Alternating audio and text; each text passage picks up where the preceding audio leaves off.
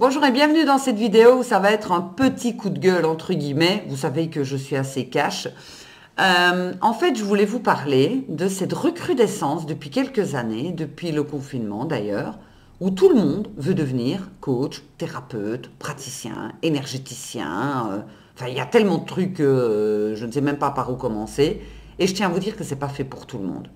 Déjà, être entrepreneur, ce n'est pas fait pour tout le monde. C'est pas une question d'être moins bien ou bien. Ça n'a rien à voir du tout. Être entrepreneur, et ça j'en parle souvent avec des personnes, il faut avoir en fait le calme, le self-control, dans le sens où c'est pas tous les mois forcément, wouh, et les débuts peuvent être très laborieux.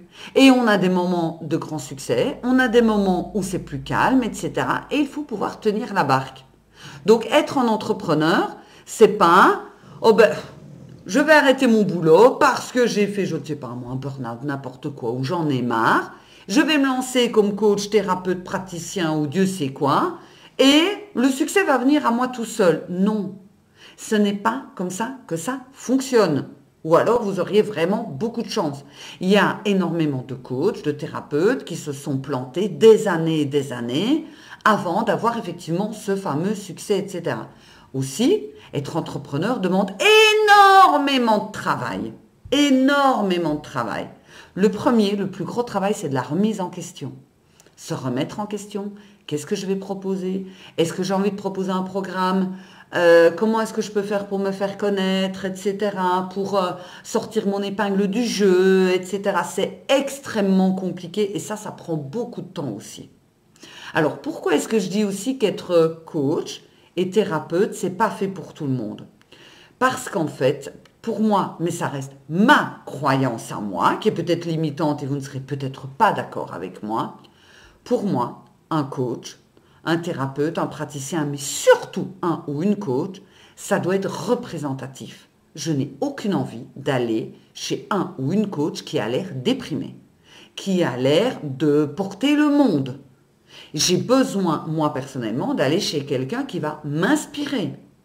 Quelqu'un qui sera passé par là, mais que ça va se lire sur son visage, qu'elle s'en est, entre guillemets, mais qu'elle s'en est sortie, qu'elle a tous les outils, etc. Seulement, malheureusement, il y a énormément de praticiens qui, en fait, ont pris la théorie, mais qui ne l'ont pas mis en pratique.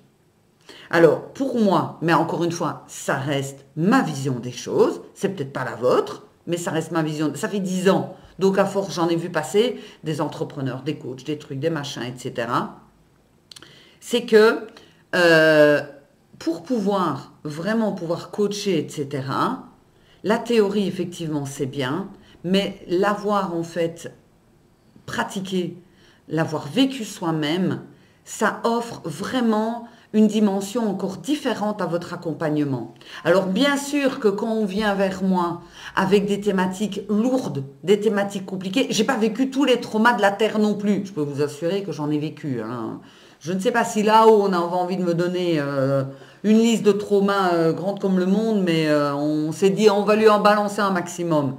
Néanmoins, c'est important d'aller chez quelqu'un qui en fait vous inspire, qui vous inspire tout court. N'importe qui, je parle même pas de moi, hein, c'est pas ça. Hein. Mais il y a bon nombre d'entrepreneurs, femmes, qui me disent mon activité ne prend pas, mon activité, j'ai beau communiquer, ça ne prend pas. Est-ce que réellement tu trouves que tu es inspirant, inspirante par rapport justement à ce que tu dégages? Parce que si moi je vous dis, je ne sais pas moi, je vous parle de confiance, d'estime de soi, etc. et que j'ai l'air au bout de ma vie, que j'ai l'air déprimée, dépressive, que je prends des antidépresseurs, etc., je ne suis pas crédible. Je suis désolée, je ne suis pas crédible du tout. Mais vraiment pas crédible du tout. Donc c'est important de comprendre que tout le monde ne peut pas être coach, tout le monde ne peut pas être thérapeute. Et il y a de la place effectivement pour tout le monde et on a besoin de tout le monde dans différentes choses.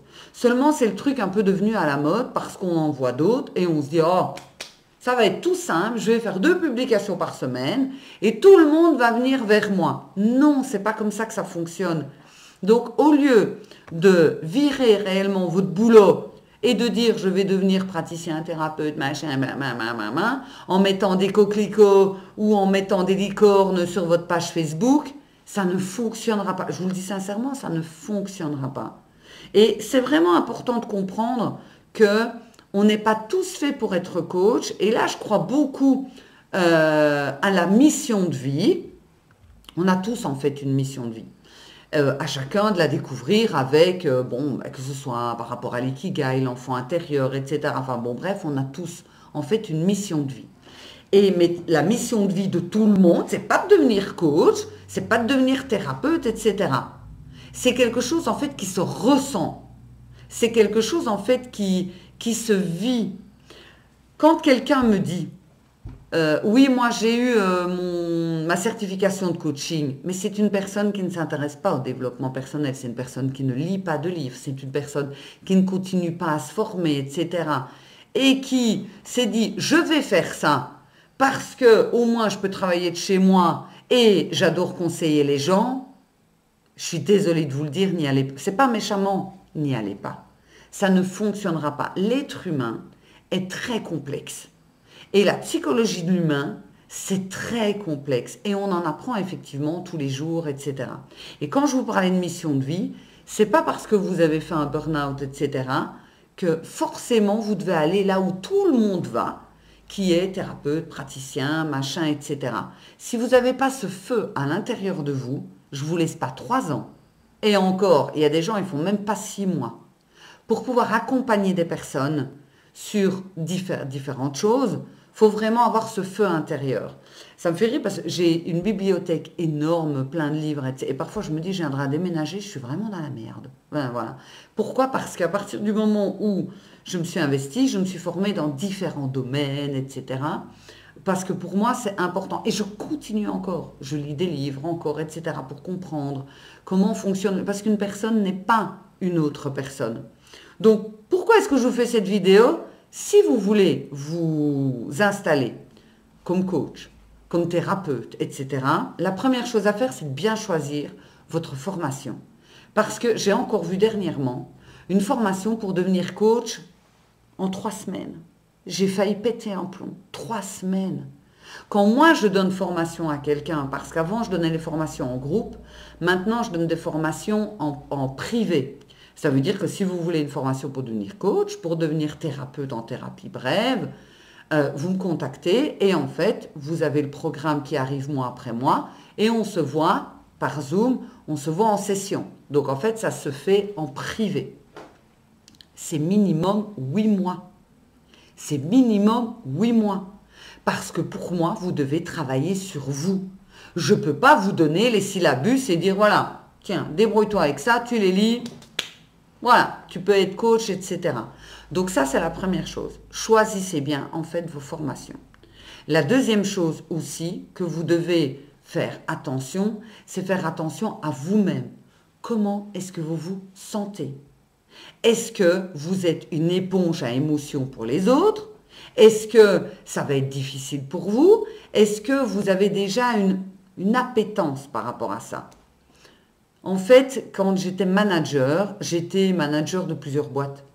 Et je me souviens qu'une des dernières boîtes où j'ai travaillé, il y avait une vendeuse qui m'avait dit, elle m'avait dit, vous devriez être coach. Je disais, mais je ne savais même pas ce que c'est. Je vous avoue, je ne savais même pas ce que c'était un coach. Et je me suis dit, quoi ça encore? Mais elle me dit, vous êtes toujours là pour... vous avez la porte ouverte, vous êtes toujours en train de nous conseiller, de nous élever, etc. Mais elle me l'a dit, c'est entré, c'est sorti comme ça. Et je me suis rendu compte qu'effectivement, c'est qu'en fait, il y a un moment donné, vous devez vous poser la question, est-ce que vous êtes plutôt un leader ou est-ce que vous êtes plutôt un suiveur? Pour moi, un excellent coach, c'est pas quelqu'un qui forcément qui pousse, mais c'est un leader naturel. Là, vous allez pouvoir vraiment faire exploser en fait votre accompagnement. Parce que vous êtes un leader naturel. Quand je vois des vidéos de personnes qui ont l'air déprimées, dépressives, et qui disent « venez chez moi pour la confiance en soi », ça ne marche pas. Alors, vous allez dire que je ne donne pas de nom. Chacun fait ce qu'il veut, hein, vous faites comme vous voulez. Moi, ce que je veux ici, c'est vous prévenir. Parce que c'est vraiment devenu à la mode de dire, j'arrête mon job et je deviens coach. Moi, quand j'ai démarré il y a 10 ans, franchement, il n'y en avait quasiment pas. Il y en avait vraiment très peu. Mais depuis surtout le confinement, ça pousse comme des champignons, ce truc-là. Donc, si vous voulez vraiment acquérir des compétences, etc., et être vraiment des personnes sur qui on peut avoir confiance, et également, je fais ça parce que j'ai mon chien qui fait des rêves, et donc du coup, il fait beaucoup de bruit. Si vous voulez développer des compétences, etc., n'hésitez pas à me contacter. Je vais être très honnête avec vous, je vais être cash. Je vais vous dire si c'est pour vous ou pas. Faites des bilans de compétences, etc. Mais ne soyez pas en mode, je veux absolument faire ça. Parce que vous pouvez très bien vous épanouir dans un autre boulot de salarié, qui n'était peut-être pas le même que vous aviez avant que vous avez fait un burn-out, mais peut-être salarié, mais dans complètement autre chose. Ou vous pouvez faire votre activité sur le côté. En tous les cas, vous devez vraiment comprendre une chose, c'est que vous devez représenter ce que vous dites.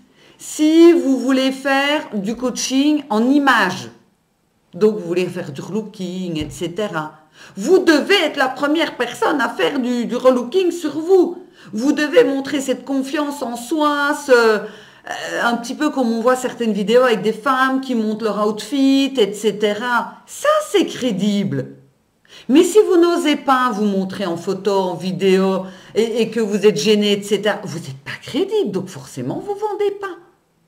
Donc, mon accompagnement d'entrepreneur, mon accompagnement de coaching, de thérapeute, etc., ma première intervention, c'est vous. Je ne vais pas vous donner... Alors oui, évidemment qu'il y a des compétences supplémentaires, mais si je vous donne des compétences, si je vous dis, voilà, vous pouvez faire ça et ça et ça, mais que vous ne le faites pas parce que vous n'êtes pas à votre place. Donc, c'est important, si vous ne le sentez pas, que c'est juste une envie parce que vous avez vu ça, que vous trouvez sympa. Non, ça doit vraiment venir de l'intérieur de vous. Cette vidéo elle change un petit peu, mais je vous assure, j'en vois des trucs. Et je vois des gens qui se font arnaquer par des trucs, et ça me pète à bout, parce que je me dis, mais c'est quand même pas compliqué de fouiller un petit peu, de regarder, etc. Et de ne pas croire forcément tout ce qu'on va vous dire en mode, alors vous venez chez moi après 2 séances, vous avez la totale. Non, chez moi c'est minimum 5 séances.